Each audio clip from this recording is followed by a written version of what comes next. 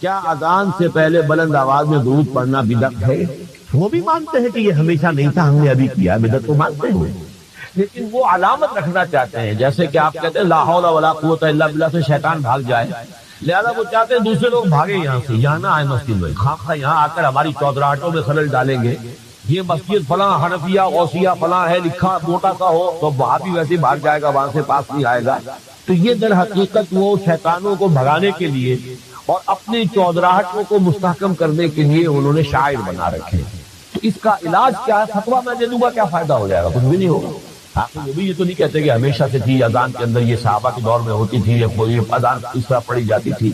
اہل تشیع سے اب جا کے معلوم ہوا ایران میں وہ اذان میں وہ الفاظ نہیں کہتے جو یہاں کے شیعہ کہتے ہیں کہ حضرت علی رضی اللہ تعالیٰ عنہ جو ہے وہ حضور کے خلیفہ بلا فخر، بلا فخر ہونے کے معنی یہ ہو گئے کہ حضرت ابوبکر، حضرت عمر، حضرت عثمان تینوں کی خلافت دو زیرو ہو گئی اور اول روز سے خلیفہ حضرت علی۔ یہ الفاظ یہاں والے کہتے ہیں، وہاں والے نہیں کہتے، اور وہاں والے یہ کہتے ہیں جو الفاظ ہم کہتے ہیں کہ علی ولی اللہ ہے، امیر المومنین ہے، اس کو بھی ہم کہتے ہیں مستحب ہے، لازم نہیں ہے، یہ ان کا فتویٰ ہے مستحب۔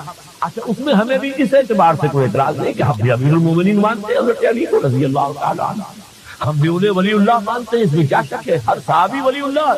اس ولایت کے اوپر اگلے درس میں گفتگو ہوگی، نوٹ کر لیجیے، اس لیے کہ اس آیت الکرسی کے بعد اگلی دو آیتیں جو ہیں وہ ولایت کے موضوع پر ہیں۔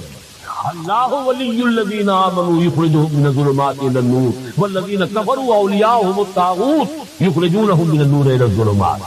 تو اس پر گفتگو ہو تو اولیاء اللہ جو ہے حضرت علی کا ولی نہیں ہے، یقیناً بہت بڑے ولی اللہ ہیں۔ تو یہ لیکن آیا اذان میں یہ کہنا چاہیے تو وہ بھی کہتے ہیں کہ یہ کوئی ہمارے نزدیک واجب نہیں۔ تو یہ جب ان سے علماء سے بات کریں گے تو وہ بات کچھ اور کرتے ہیں، ان کے عوام اور جہلاء کا جو طرز عمل ہے وہ کچھ اور ہے، اور وہ وہی ہے کیونکہ میرا ایک لفظ آپ پڑھتے ہوں گے میرے انٹرویوز میں بار بار آیا، اگرچہ مجھے اندیشہ ہے کہ میرے اوپر فتوے لگنے شروع ہو جائیں گے، میں یہ کھل کر باتیں کہہ رہا ہوں۔ ہمارے ہاں فرقوں کی حیثیت کیا ہے؟ یہ مولویوں کی ٹریڈ یونینیں ہیں، جیسے پیشے ہوتے ہیں، یہ کہ ہم نے دین کو پیشہ بنا لیا۔ اسلام میں دین کا کوئی پیشہ نہیں۔ ہر مسلمان کو قابل ہونا چاہیے کہ اسے مسجد میں آئے ہیں اسے آگے کر دیا جائے، نماز پڑھائے۔ ہر مسلمان کو اس قابل ہونا چاہیے اپنی بچی کا خود نکاح پڑھائے۔ ہر مسلمان کو اس قابل ہونا چاہیے اپنے باپ کا جنازہ خود پڑھے، لیکن ہم نے تو چونکہ یہ کرنا ہی نہیں، لہٰذا ہم نے مولوی پال رکھے ہیں اور ان کو ہم نے پیشہ بنا دیا۔ جب پیشہ ہو گیا تو پیشہ ورانہ چشمت، یہ تو ہے پروفیشنل جیلسی۔ کاروبار میں تو پھر رقابتیں ہوں گی، وہ رقابتیں ہیں۔ اب ہر ایک نے اپنا ٹریڈ یونین کا ٹریڈ نشان بنا رکھا، ٹریڈ مارک، ہم فلاں ہیں، ہم فلاں ہیں، ہم فلاں ہیں۔ یہ سارے دھندے جو ہیں ان کی جڑ کٹے گی کس سے؟ عربی سیکھو، پڑھے لکھے لوگ اسے لازم کریں اپنے اوپر کہ خود عربی سیکھیں، دین کا کم سے کم اتنا علم حاصل کر لیں۔ ہر پڑھا لکھا آدمی اس قابل ہونا چاہیے کہ نماز پڑھائے، کیوں نہ؟ تاکہ یہ جو ہمارے یہاں سول سروس بن گئی ہے اس کو، یہ ہوگا اس کا اصل حل۔ اور فتویٰ میں لگا دوں کہ یہ جائز ہے یا ناجائز ہے یا بدعت ہے یا سنت، اس سے کچھ حاصل نہیں ہوگا۔ نیز نماز کے بعد دعا کرنا کسی حدیث سے ثبوت ملتا ہے یا نہیں؟ جہاں تک مجھے معلوم ہے، دیکھیے میں نے ان چیزوں کے اوپر کوئی تحقیقیں نہیں کی ہیں۔ اکثر چیزیں جو ہے کچھ علماء سے ان کی آراء کیا جو علم حاصل ہوا اس کی بنا پر، میرے نزدیک اصل شے یہ ہے ہی نہیں۔ اصل شے قرآن کے اندر غور و فکر کریں، سوچ بچار کریں، اس کے وہ لوگوں تک پہنچانے کے لیے اپنا وقت صرف کریں، اور جو محکمات ہیں دین کے ان کو عام کریں۔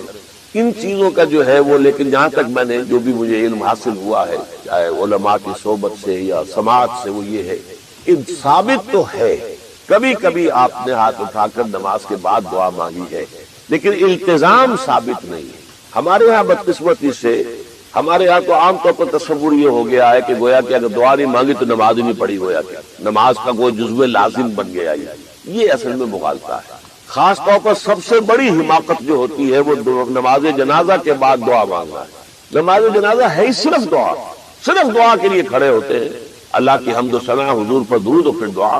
اب وہ چونکہ پتہ نہیں، جاہل لوگ ہیں، کچھ پتہ ہی نہیں ہم نے کیا پڑھا یا پڑھتے ہی نہیں، پتہ ہی نہیں، دعا یاد ہی نہیں، وہ تو کھڑے ہو گئے آ کر، اس لیے کہ بہرحال عزیز ہے، فوت ہوا ہے تو اب شریک تو ہونا ہی ہے۔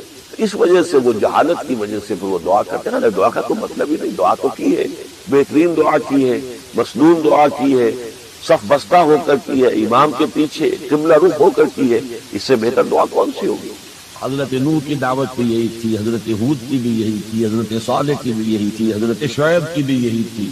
بس فرق کیا ہے کہ پہلے رسول آتے تھے اپنی اپنی قوموں کی طرف صرف، لہذا آپ کو ان رسولوں کے ضمن میں ملے گا یا قوم اعبدوا اللہ ما لکم من الہ غیرہ، اے میری قوم کے لوگوں اللہ کی عبادت کرو، اللہ کی بندگی کرو، اللہ کی پرستش کرو، اسی کو اپنا محبوب اصلی بناؤ اور اس کے ہر حکم کی اطاعت کرو۔ یا قوم اعبدوا اللہ ما لکم من الہ غیرہ، نبی اکرم صلی اللہ علیہ وسلم پر آ کر، کیونکہ آپ کی بعثت ہے پوری نوع انسانی کے لیے، تو اب یا قوم کا لفظ نہیں رہا، یا ایھا الناس، اے لوگو، اے بنی نوع انسان، یا ایھا الناس اعبدوا ربکم الذی خلقکم والذین من قبلکم لعلکم تتقون، اے لوگو عبادت کرو، بندگی کرو، پرستش کرو اپنے اس رب کی جس نے تمہیں بھی پیدا کیا اور جو تم سے پہلے تھے ان کو بھی پیدا کیا تاکہ تم بچ۔ یہ کیوں کہا دوہرا کر تم سے پہلوں کو بھی پیدا کیا؟ اس لیے کہ اکثر و بیشتر گمراہ لوگ مشرکین کیا کہتے تھے اپنے رسولوں سے کہ ہم تو بس یہ اپنے آباء و اجداد کے رستے پر چلیں گے، ما وجدنا علیہ آباءنا، جس طریقے پر جس طرز عمل پر ہم نے اپنے آباء و اجداد کو پایا ہے ہم نے اسی پر چلنا ہے۔ تو واضح کر دیا تم بھی مخلوق ہو وہ بھی مخلوق تھے، تم بھی انسان ہو وہ بھی انسان تھے، تم سے بھی غلطی ہو سکتی ہے ان سے بھی ہو سکتی تھی، لہذا یہ اصول نہیں ہے کہ جو بھی آباء و اجداد کی ریتیں ہیں، رسمیں ہیں، طریقے ہیں اور جو ان کے عقیدے ہیں انہی کو آپ لے کر چلے، بلکہ آپ تو تلاش کریں صحیح عقیدہ کیا ہے، صحیح زندگی گزارنے کا طریقہ کیا ہے، اس کو اختیار کریں۔ یا ایھا الناس اعبدوا ربکم الذی خلقکم والذین من قبلکم لعلکم تتقون، تاکہ تم بچ جاؤ جہنم کی آگ سے۔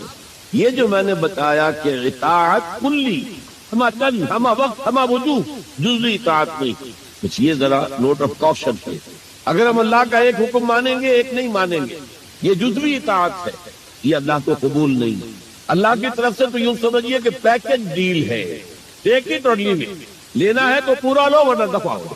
اللہ کو تمہاری ضرورت نہیں ہے، تمہیں اللہ کی ضرورت۔ یا ایھا الذین آمنوا ادخلوا فی السلم کافہ، اے ایمان والو اسلام میں داخل ہونا تو پورے کے پورے، ادھورے نہیں۔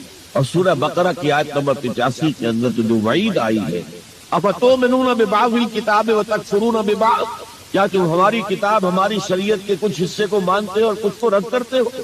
وما جزاء من یفعل ذلک منکم، تو جو کوئی بھی تم میں سے یہ روش اختیار کریں گے ان کی کوئی سزا اس کے سوا نہیں ہے، کان کھول کر سنیے، ان کی کوئی سزا اس کے سوا نہیں ہے کہ دنیا میں ذلیل و خوار کر دیے جائیں اور قیامت کے دن یردون الی اشد العذاب، شدید ترین عذاب میں جھونک دیے جائیں۔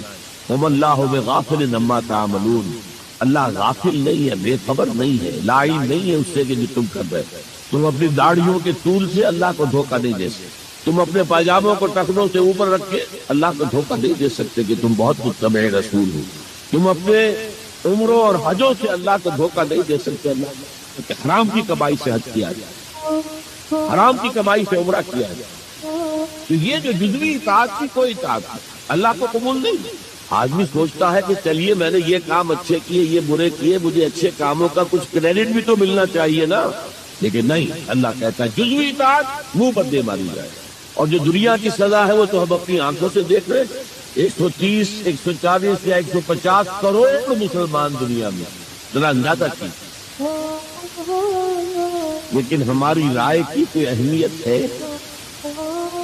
بین الاقوامی معاملات میں کوئی ہم سے مشورہ دیتا ہے کہ آپ کا کیا خیال ہے؟ قسمی فرصت کے بھیا کیستی، ایسے بھی ملک سے کہنا چاہیے اب تو ان کا حال پتلا ہے، دولت کے انبار تھے ان کے پاس، کہ ان کا مذاق اڑتا تھا مغربی ممالک، تو چاہے سعودی بادشاہ ہو اور چاہے وہ UAE کے امیر ہو، مذاق نہیں اڑتا تھا، کوئی حیثیت۔ حالانکہ کتنا بڑا رقبہ ہے انڈونیشیا کے آخری جزیروں سے لے کر موریٹانیا تک، سالڈ اسلامی آبادی، مسلمان آبادی۔ آپ کہیں گے کہ یہ بھارت جو ہے اس میں تو اکثریت تو نہیں ہے، لیکن 15 کروڑ یا 18 کروڑ تو آدمی یہاں موجود ہے، لیکن کوئی عزت کوئی حیثیت دنیاوی بین الاقوامی سطح۔ بہرحال یہاں بھی ہے لوگ کھاتے پیتے لوگ ہیں، ان کی اپنی کچھ عزت ہے اپنے معاشرے کے اندر، لیکن بحیثیت امت، بحیثیت قوم کیا حیثیت ہماری؟ تو اللہ خزی فی الحیات الدنیا، وہ تو ہماری نگاہوں کے سامنے موجود ہے۔ اب قیامت کے دن کے بارے میں جو دھمکی اللہ نے دی ہے، وہ یوم القیامت یردون الی اشد العذاب، قیامت کے دن شدید ترین عذاب میں جھونک دوں گا۔ اس پر اللہ سے معافی طلب کی جا سکتی ہے، دعا ہی کی جا سکتی ہے، اللہ ہم پر رحم فرمائیے۔ یہ میں نے آپ کے سامنے رکھا ہے فارمولہ، اللہ کی اطاعت جمع اللہ کی محبت، یہ گو ٹو میک عبادت۔ یہی دو الفاظ آتے ہیں اللہ کے رسول کے لیے بھی صلی اللہ علیہ وسلم۔ اللہ کے رسول کی اطاعت یہ تو اسلام کا بنیادی تقاضا ہے، اطیعوا اللہ واطیعوا الرسول فإن تولوا فإن اللہ لا يحب الکافرین۔ اطاعت کرو اللہ کی، اطاعت کرو رسول کی، پھر اگر یہ منہ موڑ لے تو اللہ کو ایسے کافر بالکل پسند نہیں، تو کفر کا فتویٰ ہو رہا۔ لیکن اللہ کے رسول کی اطاعت کے ساتھ محبت کو جمع کیجیے۔ میں نے ابھی آپ کو حدیث سنائی ہے، حضور نے فرمایا لا یؤمن احدکم حتی اکون احب الیہ من والدہ وولدہ والناس اجمعین۔ تم میں سے کوئی شخص مومن ہو ہی نہیں سکتا جب تک کہ میں اسے محبوب تر نہ ہو جاؤں، اپنے باپ سے، اپنے بیٹے سے اور تمام انسان۔ تو اللہ کے رسول کی اطاعت جمع اس کی محبت۔ اس محبت کے ضمن میں ایک واقعہ یاد آیا جس سے اندازہ ہوگا کہ کس قدر اپنائیت تھی، کتنا قرب تھا حضور کے اور حضرت عمر فاروق رضی اللہ تعالیٰ عنہ کے مابین۔ ایک مرتبہ حضور دریافت کرتے ہیں حضرت عمر سے، عمر تمہیں مجھ سے کتنی محبت ہے؟ اب آپ سوچئے، ذرا سا بھی مغایرت کا باریک سا پردہ بھی اگر کہیں ہو تو کیا یہ سوال کیا جا سکتا ہے؟ تو انتہائی قریبی شخص سے ہی کیا جائے گا، تمہیں مجھ سے کتنی محبت؟ کیا آپ مجھے دنیا کے ہر انسان سے بڑھ کر عزیز ہیں، فرمایا اور اپنی جان سے۔ اب ذرا سا توقف کیا حضرت عمر نے، الان ہاں اب میں یہ بھی کہتا ہوں کہ آپ مجھے میری جان سے زیادہ عزیز ہیں۔ تو حضور نے فرمایا اب آئے ہو مقام مطلوب پر، تو رسول کی اطاعت جمع محبت، اس کا نام ہے اتباع، پیروی کرنا۔ فرق کیا ہے؟ اطاعت کی جاتی ہے حکم کی، اور پیروی کی جاتی کسی کے نقش قدم کی، چاہے اس نے حکم دیا ہو چاہے نہ دیا ہو، جو وہ کرتا ہو کرنا، یہ ہے اتباع۔ یہ اطاعت سے بہت بلند شخص گئی۔ مثال کے طور پر یہ چھوٹی چھوٹی مثالیں، اصل اتباع کیا ہے وہ میں بات کرتا ہوں۔ کوئی ایک صحابی بدو باہر سے آئے، ایک ہی دفعہ حضور کو دیکھا، حضور اس وقت اس حالت میں تھے کہ آپ کے بٹن جو ہے کھلے ہوئے تھے گریبان، انہوں نے پھر ساری عمر اپنے گریبان کے بٹن نہیں لگائے۔ میں نے اللہ کے رسول کو اس حال میں دیکھا ہے، میں تو ان کی پیروی کروں گا، حضور نے کوئی حکم تو نہیں دیا۔ تو یہ جو محبت، شدید محبت کے تحت جو بات آئے گی، اس کا نام اتباع، اور اس اتباع کا مقام کیا ہے وہ آیت میں سنا چکا ہوں آپ کو۔ قل ان کنتم تحبون اللہ فاتبعونی یحببکم اللہ۔ اے نبی ان سے کہہ دیجئے اگر تم اللہ سے محبت کرتے ہو تو میرا اتباع کرو، میرے نقش قدم پر چلو، میری پیروی کرو، اللہ تم سے محبت کرے گا، تم اللہ کے محب نہیں محبوب بن جاؤ۔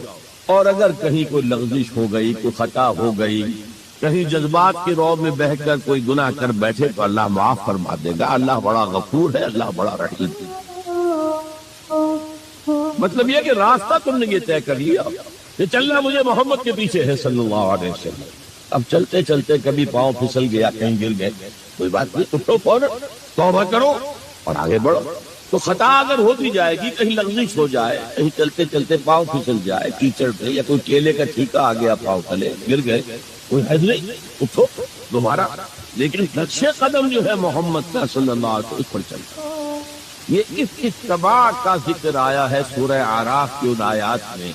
آپ کو معلوم ہے کہ حضرت موسیٰ علیہ السلام کو جب تورات پر طلب کیا گیا تو کوہ طور پر تورات گرنے کے لیے، تو پہلے 30 دن کے لیے بلایا تھا، پھر 10 دن کا اور اضافہ کر دیا گیا، 40 دن ہو گئے۔